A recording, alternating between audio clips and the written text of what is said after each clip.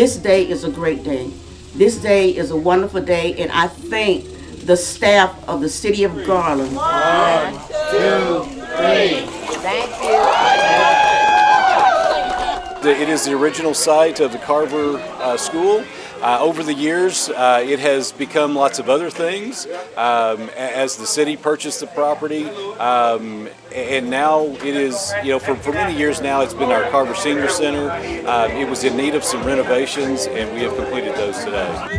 That's my dad. He was a girls' basketball coach, and also he was the boys' football coach. There is a timeline mural of sort of the history of Carver, and I think it's important I think that's probably my favorite thing, because there's a lot of history in these walls. I had Miss Bolton, Miss Cox, threw a piece of chalk at me from her desk to the third row and hit me. When I walked in here, I felt all kinds of things baked into the walls. I felt love, I felt acceptance, I felt comfort, I felt vision.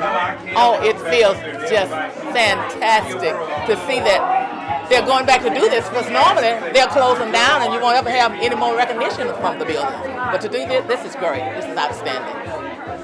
But closing Carver's doors is not the end of the story. I'm sure you've heard the saying, when one door closes, another one opens. If you don't know where you come from, you don't really know where you're going.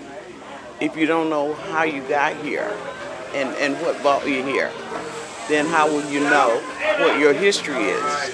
And if you don't know your history, part of you is missing.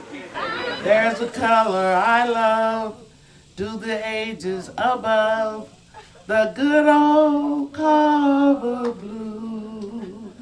There's nothing quite like it, the others don't strike it, the good old Carver blue, the good old Carver blue, the good old Carver blue.